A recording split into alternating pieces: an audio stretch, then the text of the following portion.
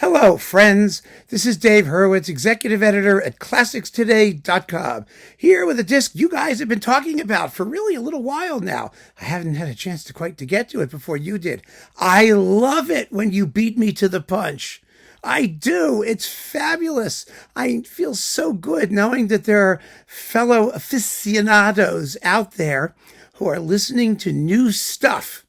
I don't mean new recordings of old stuff. I mean new recordings of new stuff. I mean stuff that hasn't been recorded before. Interesting repertoire, exploring the musical universe with your innate curiosity and superb taste. I love you all. The disc in question is Vittorio Rietti's piano concertos on Naxos. Everyone who has heard this so far and reported back to me has said, "Oh, this is great. It's terrific." Yes, it is. I could not agree more.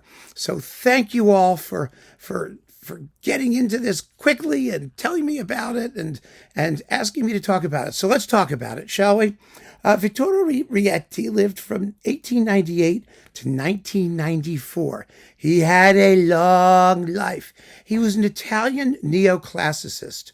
I mean, if you know, for example, the concert music of Nino Rota, then Rieti won't be strange to you. But aesthetically speaking, he's probably closest to Martinu. You know, he wrote concerti. He had that sort of sometimes Baroque-ish, sometimes classical-ish ambience to his music, motoric rhythms, lots of contemporary spicy harmonies and syncopation. But, you know, he doesn't sound like Martinu. He sounds like Rieti. He had a personal voice. He really did, and a charming one. His music is fun and refreshing and touching by turns.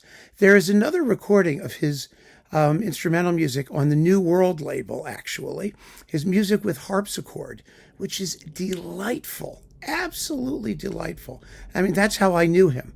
I knew him from that New World recording for many years, and it's reviewed at ClassicsToday.com. You can go take a look under Rieti, and it's the only thing we have by him, but you'll find that review. And I recommend that you have a look at it because he really is a delicious composer who's waiting to be discovered. And he had a long, long life and wrote lots of music. So there's an opportunity there.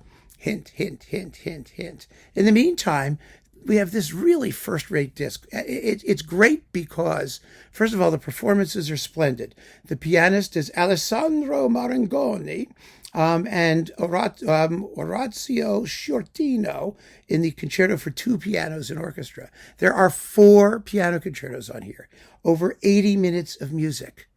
I mean, this is the way to do it right. The orchestra is the Orchestra Sinfonica di Milano, which I don't know if that's the same as the Orchestra Sinfonica Giuseppe Verdi di Milano or whatever they changed. But whatever it is, they play really well.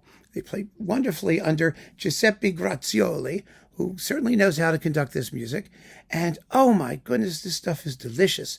The first concerto dates from 1926. It's only 17 and a bit minutes long. It was dedicated to Poulenc. And that's a good dedication.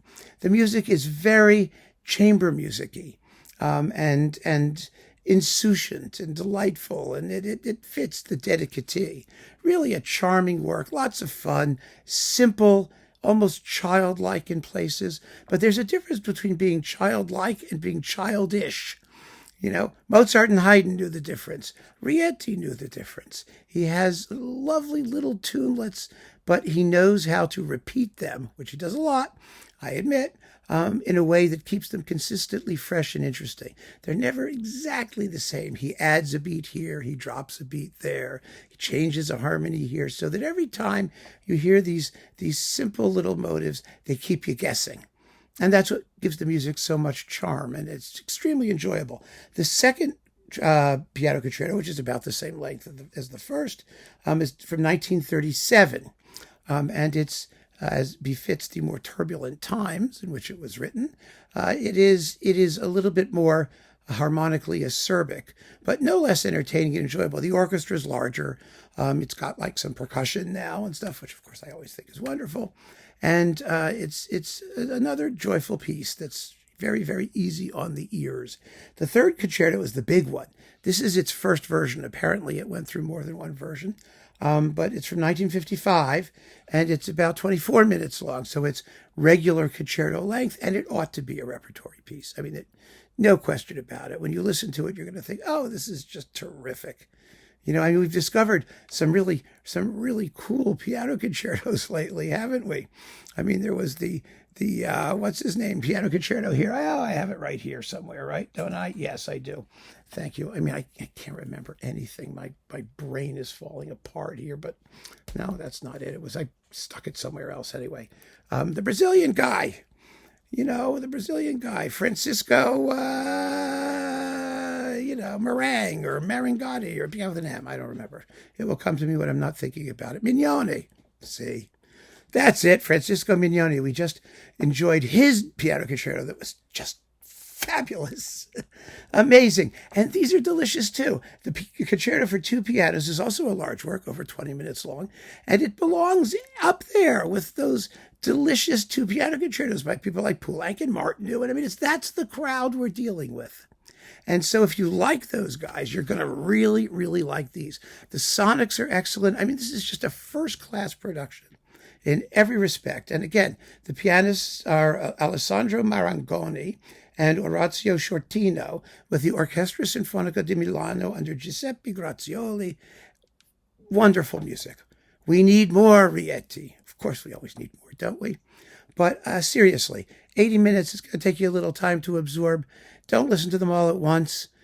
Take them one at a time. Enjoy them individually. And you're going to be really happy to make the acquaintance of this delightful, delightful composer.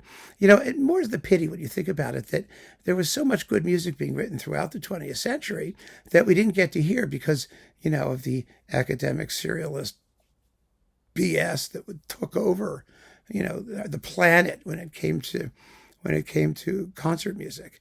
And, people who wrote luscious, delightful neoclassical bonbons, as well as people like Rietti did, were as good as ignored. And that's just terrible. Absolutely terrible. And listen to that New World recording, too, of the music with harpsichord. If you like this, you'll enjoy that equally, I guarantee. So keep on listening, friends. Thanks so much for joining me. Take care.